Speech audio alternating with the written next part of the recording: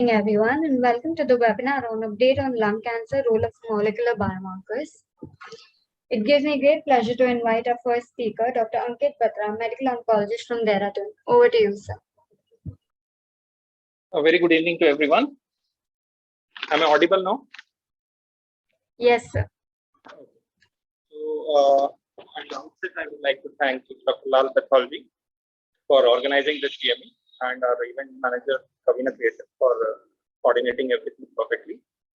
So, today we are discussing about molecular testing and non-small cell lung cancer. I'll be speaking about adenocarcinoma. So, as we all know that initially lung cancer was taken as a single disease, then with the evolution of molecular techniques and science, and we get to know that on the basis of histopathology, it is not a single disease. We have been able to see that there are two different small cell and non-small cell lung cancer. And with the newer molecular techniques, we know that it is not a one disease, but many. On the basis of molecular pathology like EGFR, ALK, ROS, BRAF, MET, and if these targeted agents are not doing, then on the basis of PD-L1 expression, we have been seeing that it can be divided into three different subgroups. So, this is to summarize that lung cancer is not a one disease, but multiple different diseases which we need to decide because it impacts the treatment. So, initially, these targeted techniques were used only for stage 4 disease, but now slowly we have data that even for early disease, we have evidence for the benefit in the treatment and disease survival, and maybe in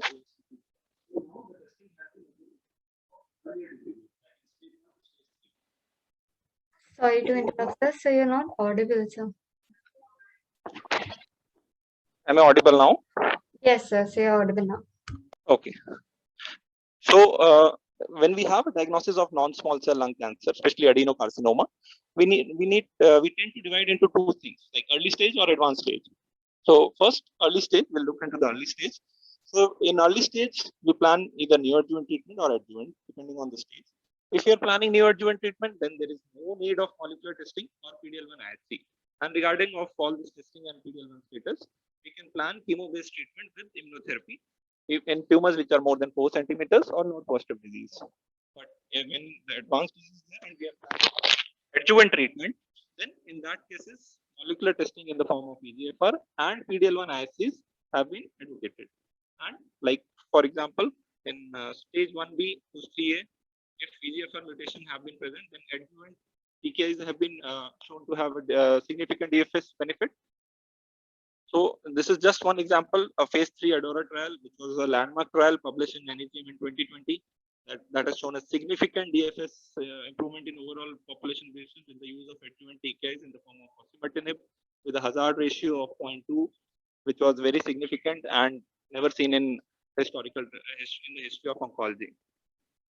Then, when we talk about PD-L1, phase 3 IM Power 010 trial, it has also shown significant improvement in DFS on the basis of PD-L1 status, which is more than 1%, with the use of adjuvant atezolizumab in stage 2 to stage 3A patients. Now, coming on to the other section, that is the advanced disease. So, in advanced disease, you see two things. One is whether targetable alteration is present or the targetable alteration is not present. So, first I'll discuss the targetable alteration present, because there are a lot of targeted therapy which can be matched of that targeted gene and can significantly improve patient survival.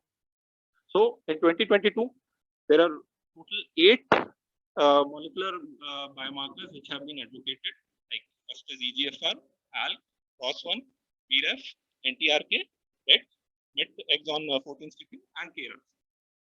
So there have been significant data that this biomarker testing have to identify optimal first-line targeted therapy has improved the survival for this patient significantly. Then almost 50% of the patients with non-squamous non-small cell lung cancer have an actionable driver mutation. So this 50% is quite significant. But we have seen differences in the prevalence with the race, especially when we see that EGFR mutation, which is very common in the Asian population, and KRAS, which is very more common in the white population. Similarly, ALK, which is also more common in the white population. So we also need to know this prevalences by race. Then if these alterations are not present, then we decide the treatment on the basis of PDL1 testing, which is done by ISC. So PDL1 testing, with the current scenario, we divide into 3 groups. Either the PDL1 is less than 1%, PDL1 1 to 49%, or PDL1 more than 50%. So if PDL1 is more than 50%, then immunotherapy alone or immunotherapy with chemotherapy backbone is the current first-line treatment of choice. Whereas in PDL1 1 to 49%, immunotherapy with chemotherapy backbone or combination of immunotherapy with CTLA4 inhibitors is the treatment of choice. But in PDL1 less than 1%, chemotherapy is the main treatment of choice with or without immunotherapy. So to simplify all this, in a stage 1B to 3A non-squamous resectable patient, EGFR testing is the way forward. And whether to do with NGS or not, that has been going on trials, and we need more trials for that. But as of now, EGFR testing is recommended. Currently, we practice with the PCR based because that is single testing and is cheaper and time savable also. In second, like stage 3 non-squamous patient who have received definitive chemoradiation, EGFR testing has to be considered, but it is not yet standardized. LAURA studying is going on, and that will throw more light on that. In case of advanced or metastatic non-squamous, comprehensive NGS panel in all patients is to be done with these 8 markers along with PDL1 testing. So what are the problems with this biomarkers? Why are we not able to do this? So this biomarkers requires tissue. As we all know, and we commonly say that tissue is the issue. It has been seen that around more than 25% of the patient lacks sufficient tissue. Then second is the turnaround time is quite high. From ASCO guidelines, it has been recommended that it should be less than 14 calendar days or 10 working days from the biopsy. But in practicality, we are not able to achieve that. Then poor communication, lack of reflex testing, different sites of biopsy, and different test treatment according to that is also one issue. And the fourth one is the cost. So, like currently, how are we doing with this recommended testing? So there is not much data from our country, but from the MyLung Consortium study, which has been done by the US Oncology Group from 2018 to 20, it has been seen that the use of NGS testing over time has been whereas in this right column, we can see that EGFR Al-Cross has been tested in almost 3/4 of the patient, BRAF around 60% of the patient, and PDL1 was highest around 83. If you see any of these 5 biomarkers was tested in 90%. So 10% are also not tested even in Western world. And I assume that we are testing much less than this, and we need to increase that. So why does this upfront testing matters? Because only 48% of the patients with advanced non-small cell lung cancer adenocarcinoma who have a driver mutation have received that NCCN recommended targeted therapy. More than 50% have not received that targeted therapy. And it has been well obvious and documented that patients with driver mutation who received targeted therapy had an improved overall survival 18 versus 11 months as compared to conventional chemotherapy. So it is better always to give the best treatment upfront, as around 30 to 40% of the patient will not receive or lead on to the second line treatment, which we would have missed in the first line. So biomarker testing open gateway for precision and personalized treatment. And also with this biomarker testing, if it is from your molecular methods, we open gateway for your clinical trials participation as well. Thank you. Thank you so much, sir.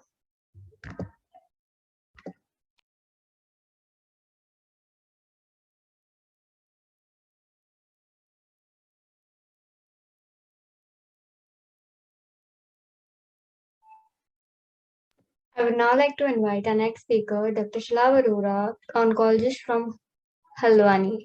Over to you, sir.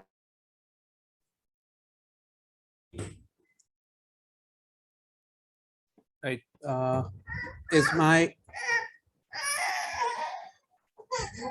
Is my screen visible now? Yes, sir. Yeah.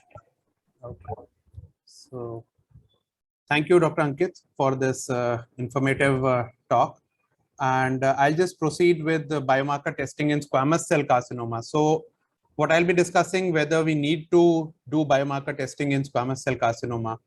As we all know, NSCLC was initially, it was discerned to be a one disease, but now later over the past few years, we have learned that it comprises of squamous as well as adeno histologically. These are the two major histological categories. Whereas now we know that it's more about the molecular drivers of the disease. So current state of NSCLC treatment as we know it, that there have been two major advances in the recent years. First has been immunotherapy, which has significantly improved the outcomes. And next is the targeting of driver mutations. So we now have targeted therapies for almost all the driver mutations that have been identified, including sotorasib, EGFR sensitizing mutations, for ALK inhibitors, RAF inhibitors. But as we know, targeted therapy in its today's era, it has mostly benefited adenocarcinoma patients. And squamous cell carcinoma has a somewhat different profile as compared to adenocarcinoma. Squamous cell carcinoma is mostly found in smokers. And there was this wealth of data that was thrown up by the Cancer Genome Atlas, in which we saw that it has a very different genomic landscape from adenocarcinoma. So we were quite incorrect in clubbing it with adenocarcinoma and calling them purely as NSCLC. So we now know that squamous cell carcinoma has a high rate of mutations. And if you look at this slide set, so in the TP53 mutations are present in almost 90% of patients with squamous cell carcinoma, as opposed to only 40% in adenos. Similarly, squamous also has a high percentage of SOX amplification, PIK3CA amplification, and also down the line FGFR1 amplification. So it's a totally different entity from adeno. And now we know that adeno has KRAS, EGFR, and the other targetable mutations as predominant pathways. Whereas in squamous, as we can see on the left, it's the PIK3CA amplifications, FGFR1 mutations, and PTEN mutations, which are very common in squamous carcinoma. So once these driver mutations were identified, it was only logical that we had further there was testing of these pathways as therapy. For the ERB-B enriched population, there was a Lux Lung 8 trial, but that was again a negative trial. Then there were efforts to target the FGFR1 pathway, which is present in almost 20% of squamous lung carcinomas. And it showed no survival benefit from adding nintedanib to docetaxel in second-line therapy in the squamous subset. However, phase 3 trials are currently recruiting. And then PI3K, we had the BASALT-1 trial in which buparlisib showed a very poor 20% PFS at 12 weeks. So we saw, what do we see from these targets is that finding driver mutations is one thing. We might be able to find these driver mutations by any methodology which Dr. Vamsi will be elaborating on, but their clinical relevance is a totally different ballgame. And in squamous cell carcinoma, we have not yet materialized on these driver mutations. So should we offer molecular testing to patients with squamous NSCLC? Almost 1/3 of lung cancer is comprised of squamous NSCLC. So do we give them this set of investigations? Well, if you see the mutations, this is the frequency of actionable mutations. So EGFR, which 5 to 15%, which has a 5 to 15% prevalence in adenocarcinoma, has less than 5% in squamous. Similarly, ALK mutation, much less common in squamous. KRAS and MET, also less than 5%. So these mutations might be much less prevalent in squamous as compared to adeno. But for that small lucky subset who have these mutations, I think it's probably definitely worthwhile testing. But if you go to the guidelines, you see that they are totally divergent. So if you look at the latest NCCN guidelines, so they do acknowledge that patients with squamous NSCLC can also have these biomarkers, although at a lower incidence than those with adenos. But NCCN recommends that molecular testing be considered in all patients with metastatic NSCLC, squamous NSCLC. and not only those with the clinical characteristics that are associated with driver mutations, like never smoking, small biopsy specimens, or mixed histology. Whereas when you look at ESMO, they give a totally opposite picture, and they say molecular testing is not recommended in squamous, except in those rare circumstances when SCC is found in a never, long time, or a light smoker. So you see totally different picture.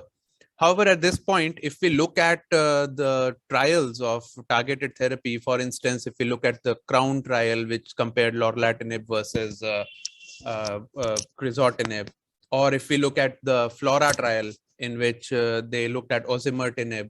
So these histologies, these trials actually took histology non-specific patients, and they had a small subset of squamous cell carcinoma as well.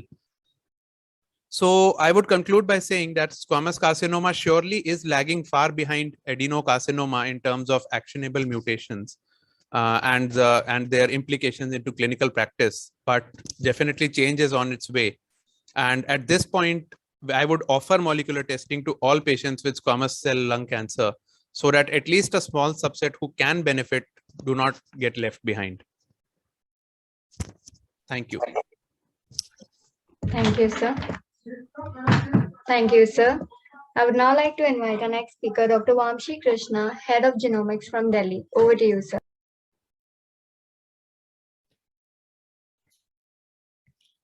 A very good evening.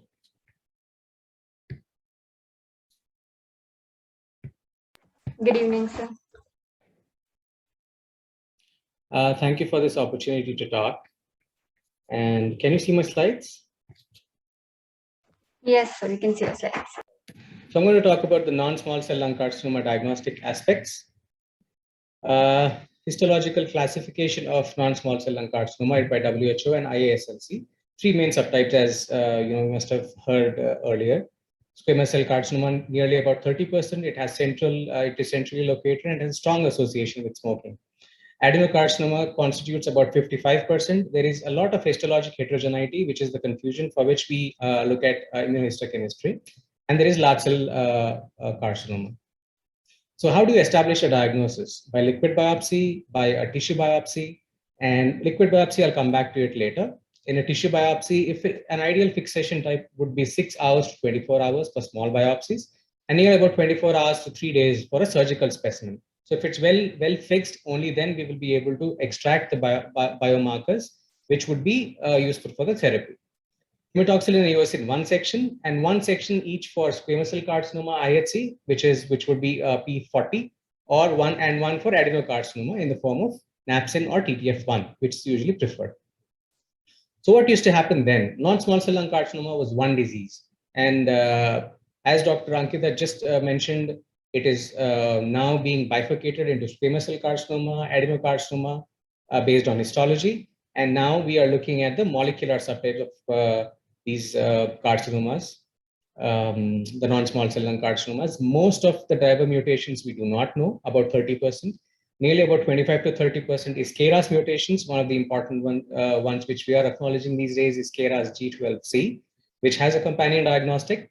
And then about 17% is an EGFR sensitizing mutation, which is less in the Caucasian population and which becomes a little bit more in the Asian population. And all the other mutations you must have just heard previously. I'm going to come back to them one by one. So a tissue biopsy at diagnosis is essential. It tells us the tumor heterogeneity, the molecular heterogeneity at diagnosis. So that's why it is essential at diagnosis. And what about at relapse? So if we are not able to find an answer to our resistance or relapse at relapse, then we should be able to do a tissue biopsy apart from checking it in liquid biopsy. So the common resistance mechanisms would be small cell transformation, a MET amplification, HER2 alterations. So what do you do at relapse? We look at droplet digital PCR to look at T790M or C797S mutations in the EGFR gene, or we can do a FISH, and obviously there's a next generation sequencing where there is tissue optimization. Therapeutic, predictive, biomarker testing. There are two testing streams. One is to find targetable oncogenic alterations, which are usually mutually exclusive of each other, and two, immuno-oncology therapy. So as mentioned previously, molecular testing is not recommended in squamous cell carcinoma, similar to adenocarcinoma, because it is a molecularly a little bit of different disease. And if the clinical features are favorable in the form of never smoker, ex-smoker or a light smoker, then maybe you could go for EGFR alterations. So these are seen in about 5% of squamous cell carcinoma. So these are the various therapeutic biomarkers which are recommended. 10 out of them, EGFR, ALK, and ROS, which are usually seen in a never smoker. And if a non-small cell lung carcinoma patient is a smoker, then usually there's KRAS and BRAF mutations which are seen.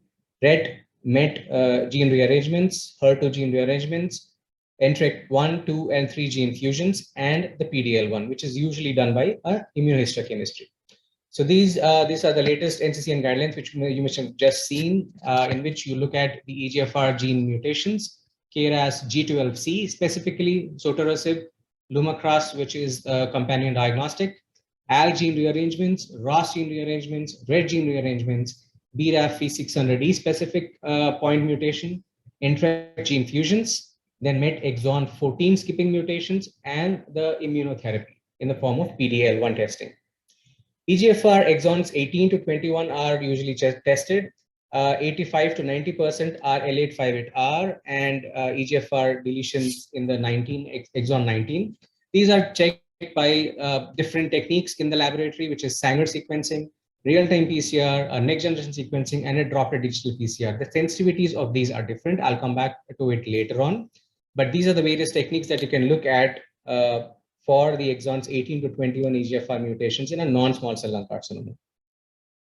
ALK gene rearrangements usually about 2 to 5%, the most common being ALK EML4, IHC 5A4 and D5F3. The way that you score an IHC, if it is 3+, strongly positive, then it is an acceptable alternative to FISH. But if it's an equivocal IHC, then you look at FISH, which has to be positive in 15% of the tumor cells. 50 tumor cells are scored, and these signals have to be at least 2 probe diameters separate, rather distance.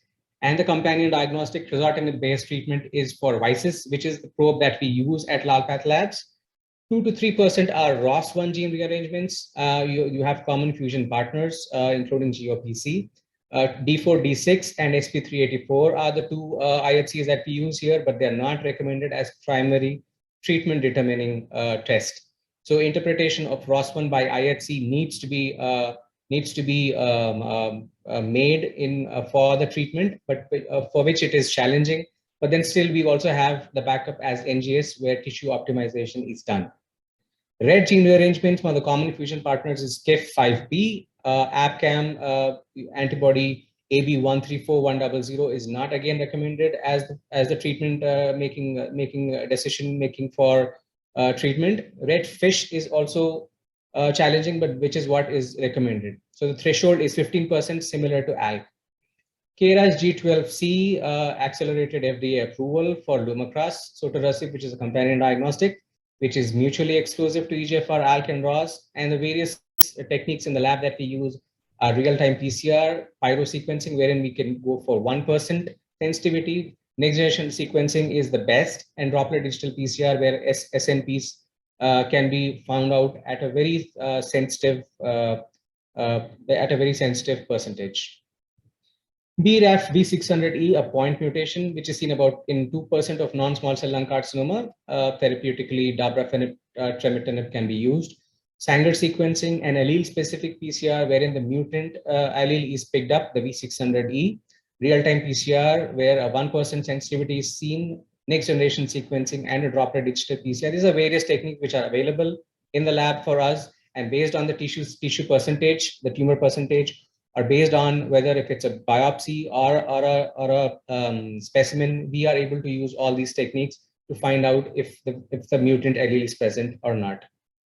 HER2 gene alterations or amplifications, in-frame insertions in exon 20 and substitutions at 310 codon are the most common in the form of mutations or the gene alterations. When it comes to amplification, it's a secondary event in the resistance mechanism following an EGFR inhibitor. So we can find these out by FISH and next generation sequencing.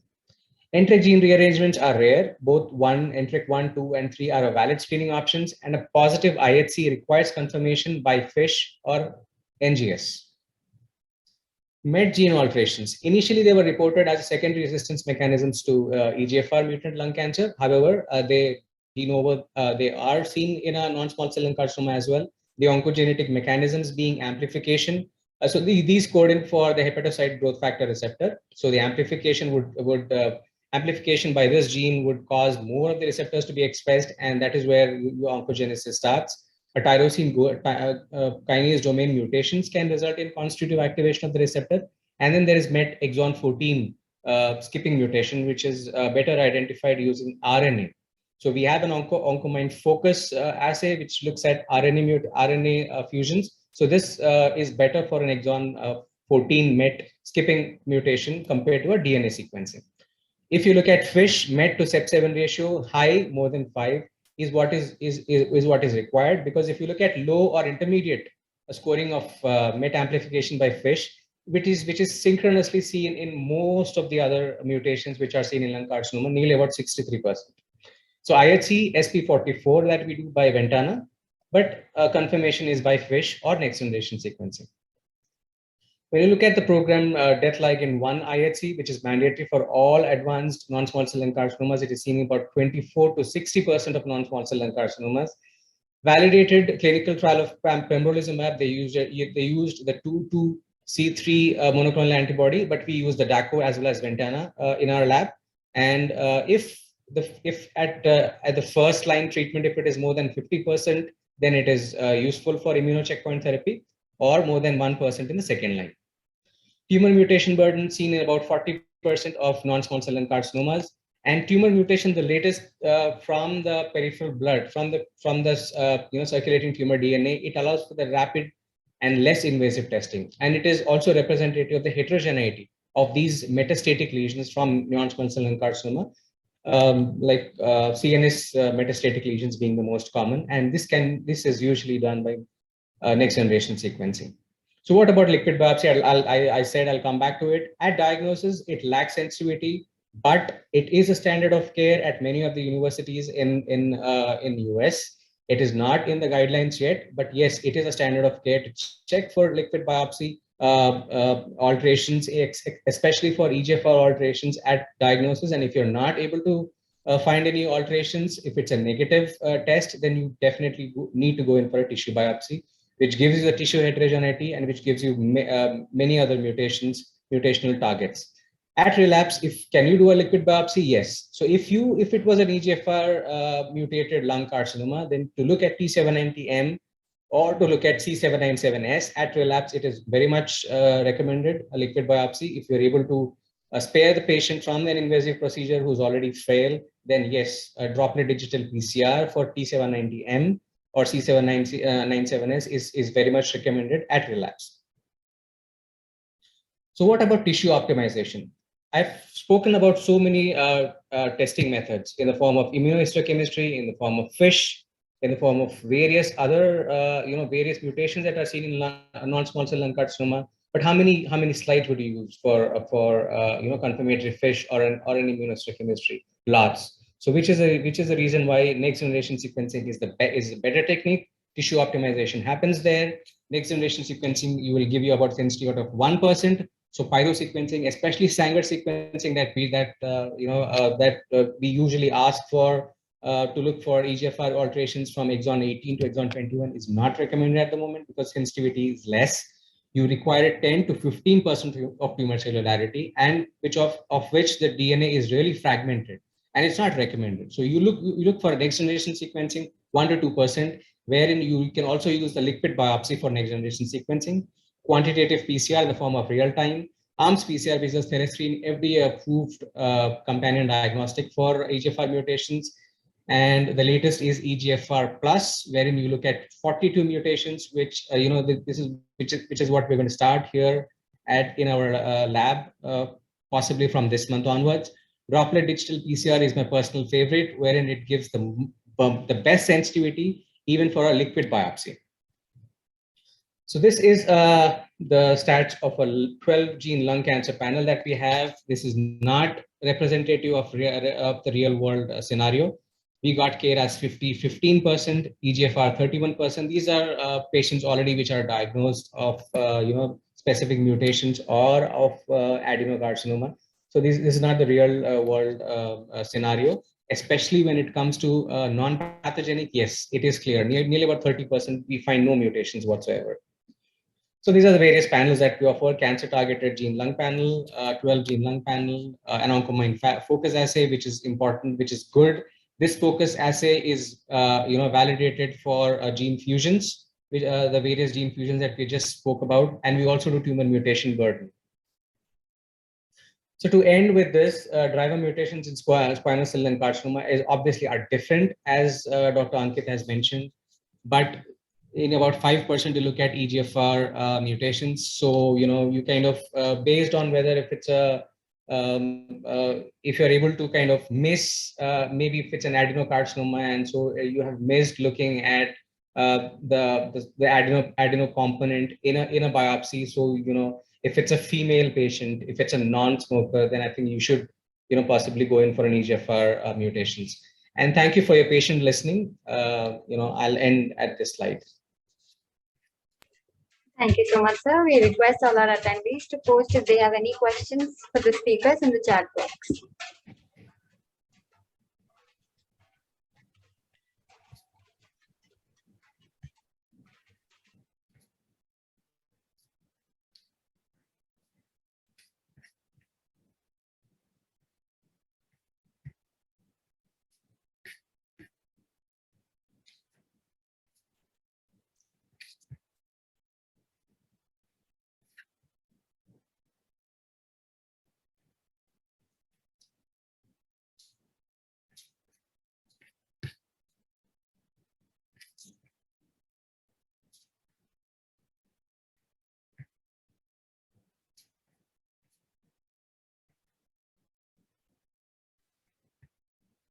I think if no one have any question, I want to ask one question to Dr. Vamshi.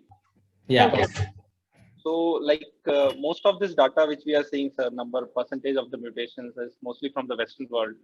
Like you have been doing now regular NGS also in lung cancer. So, like, what is your experience in Indian subset of patients, especially for the rare mutations like BRAF, KRAS, MET, and RET? Like, what is your experience? Are they same, or we are seeing less or more? I think KRAS was very much underreported previously, but now I think we are we nearly kind of report about 30%. About KRAS G12C, we kind of look at around 10 to 12% as which is nearly targetable with those sort of results. When it comes to BRAF, MET, RET, ROS, I think we are similar to what the world reports. There's a little bit, skewing in terms of we get more samples which are clinically, already diagnosed, and we kind of don't look at samples which are not non-small cell lung carcinoma, which are not ambiguous to us at all. So I think we are looking at similar numbers. Okay. And sometimes, like, we are not able to order fish for ALK and ROS especially, and we have to do with like ISC only. So what's your take on that? Should we, if we are getting a negative ISC and we are like, patient is a non-smoker patient and like that, so should we get a fish, or can we stop there, especially in patients where logistics is a major issue? Right. So as I've mentioned earlier, IHC has to be followed by fish. There are various reasons to it. Immunohistochemistry looks at protein expression, whereas your fish looks at the gene level, at the fusion level. So if there is a fusion, and if that particular site of biopsy that we looked at did not express that particular protein, then I think we will be missing out on giving the therapeutic target to that patient. So if immunohistochemistry is negative, you have to go for fish. And if you look at immunohistochemistry, which is strongly positive, there are not recommendations apart from ALK. Apart from ALK, there are no recommendations for ROS, RET, or or MET. You cannot depend on kind of immunohistochemistry for a treatment based decision. So that's not in the guidelines yet. Okay, sir. One more last question, sir. Like in PDL1, we see, like we read, there is a lot of heterogeneity. So, like, what is your what methods are you are following in your lab? Like, you are seeing multiple areas and then giving a final report, or would like to know your view on that. I am from the genomics, and you are asking a histopathology question, but I would like to tell you that what happens is, in PDL1, in histopathology department, we look at various areas, and we choose the areas wherein we are looking at the expression. So we look at where the expression is higher, and we try to score them. We try to score them first, compared to the lower expression areas. Okay. Yeah. I'll take one. I think I'll ask one question to Dr. Vamsi. So I think last week when we spoke, I had mentioned to you about one patient who had on NGS. This patient had ALK and ROS1 both detected. So which is rather, I would say, a rare scenario, because usually, I mean, the conventional teaching says there has to be one driver mutation. So if you get a scenario like this, how do you resolve them in your laboratory? Like, do you go for fish subsequently, or how do you resolve this tie situation? Right. So everything in this, for a particular case is important. As I can say that, one, you start off with the patient's age, gender, the clinical features, previous treatment, if they had any EGFR or ALK treatment. So if this patient had an ALK rearrangement at the first therapy, so maybe a ROS1 is actually a resistance mechanism for at relapse.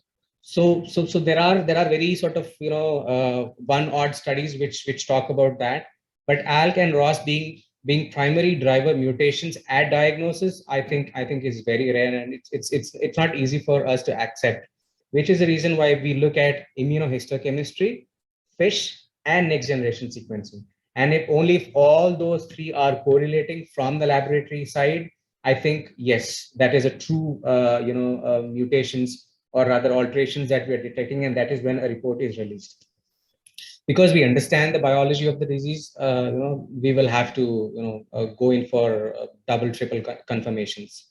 So we won't just release it just like that. I can assure you of that. Okay, thank you, Dr. Vamsi. I just want to add on that, like when I was doing my residency, then in last 3 years, we have also seen 3 cases which had ALK and ROS, both positive on FISH. So we also had faced similar situation, but ultimately there was no solution to that. And luckily treatment is also same. We have ended up giving crizotinib. So like out of them, 2 patients have also relapsed later on. But at relapse, we have tested again with NGS and FISH as well. So again, second time also both patients were positive. So these were at diagnosis, Dr. Ankit? Both at diagnosis also and at relapse. So I think it's probably not an uncommon scenario. So this one patient that I had, she also had at diagnosis both ALK and ROS. And then we also ended up giving crizotinib. We were happy, but then when she progressed, we switched her to lorlatinib. We didn't repeat molecular testing at relapse, but yeah, thankfully she responded to lorlatinib as well in second line. So in hindsight, probably we were talking about ALK that this patient had. Yeah, so I mean, having double driver mutations, it's uncommon. It's uncommon. Maybe we're missing out on something. I'm not sure, actually.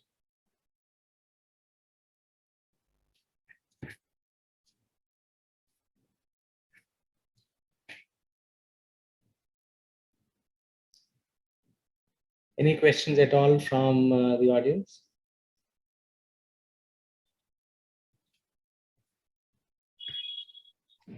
So we don't have any questions, sir. So with your permission, we can close the meeting, sir. Sure. I think I'm really thankful to Dr. Ankit and Dr. Shalabh for their, for their insight into the the commonly sort of clubbed together non-small cell lung carcinomas, both squamous and adeno. The entity of adenosquamous carcinoma is also being entertained as a separate entity. If you look at the studies which are coming up right now, but I think we've done a great job of looking at these entities together and separately as well. So I learned a lot from both of your discussions. Thank you so much. Thanks a lot. Same here. We also ended up learning the lab inside quite a bit. Thank you so much. Thanks for the opportunity to Lalpath Labs.